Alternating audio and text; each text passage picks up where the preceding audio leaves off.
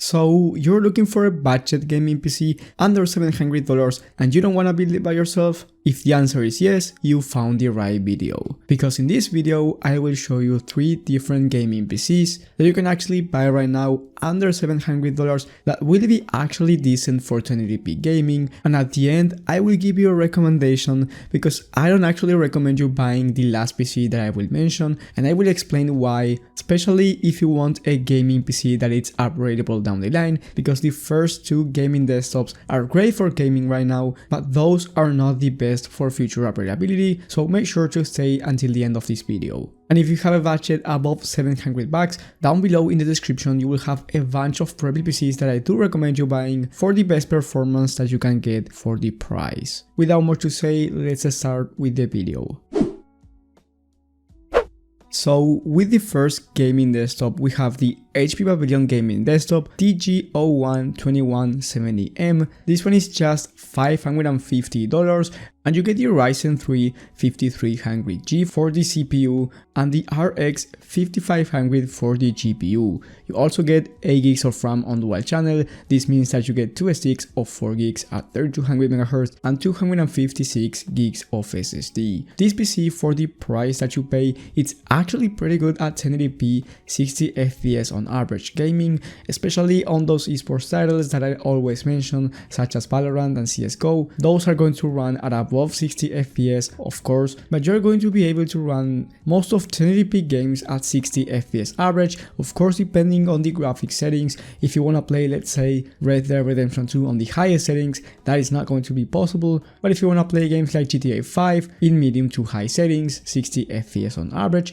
is actually going to be possible just at $550. Now, there are some things that I actually recommend you upgrading, like the RAM and storage. 8 gigs of RAM, it's fine, but 16 gigs is going to make a huge difference, especially in games like Fortnite and also multitasking. So if you click on customize and buy and change the memory to 16 gigs of RAM, and then you change the secondary storage or the primary one to 500 gigs of SSD, the total price will be around $680, so still under $700, and you're getting more storage and more RAM, which overall is going to make your performance way better. If you go with 500 gigs of SSD, this is going to be faster and you're going to get more storage, but if you go with 1 TB of hard drive, you're going to get way more storage, but it's going to be slower.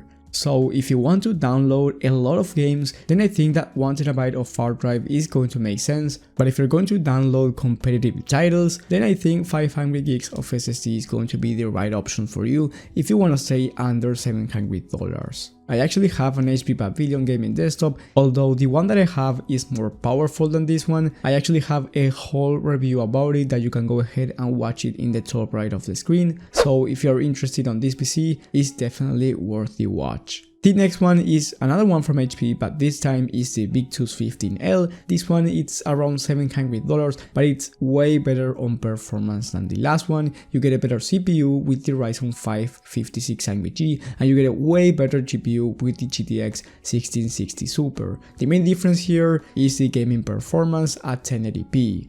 You're going to be able to run esports titles at above 144 FPS and even above 240 depending on the graphic settings. So if you have or want a high refresh rate monitor at 1080p, it's definitely going to be possible with this one. Another difference is that here you're going to be able to play every single game at 1080p 60 FPS on average, even Red Dead Redemption 2, where on the last one you're going to struggle a little bit more and you will need to lower the graphic settings, but with this one, because you get that GTX 1660 Super, which is a great budget GPU, it's going to be definitely possible, and the price is actually pretty good at $700. You still have to upgrade the storage and the RAM. If you don't have the money to do it right now and you want to stay on that $700 line, I completely get it. These are 2 easy upgrades that you can make down the line, so it's not fully necessary to do them right now, especially if you don't have the money to, but if you can, it's going to make the overall gaming experience much better. So keep that in mind. There are some upgrades that I recommend you doing in the near future, but if you can right now, don't worry about it, make them down the line.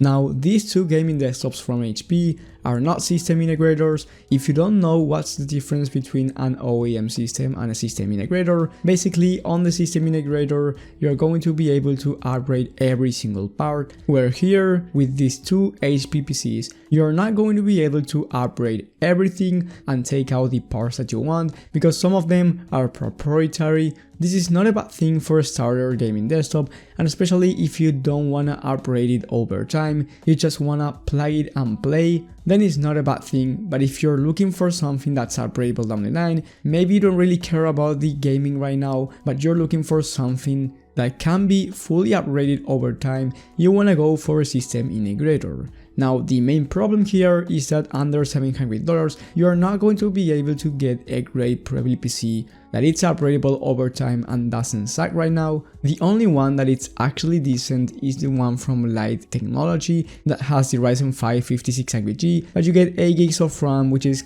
basically going to be terrible with integrated graphics, so I do not recommend you buying this Prebuilt PC unless you really don't want to pay someone to build it for you or build it by yourself, because I do recommend you a PC build instead of a Prebuilt PC at this price point for future upgradability. The Light Technology PC is $670 and you can literally make a PC build for $620 that is going to be way better, not only for future upgradability but also for gaming right now, because you get more RAM, a better power supply and better airflow overall. I've made a video about this PC recently, so I highly recommend you watching that video for that PC build. If you don't want to build it by yourself, believe me that you want to pay someone to build it for you anyway, because the price is actually going to be really similar to this PC and it's going to be much better for future upgrades because you get a way better power supply, a better motherboard, more RAM, so overall a much better gaming PC.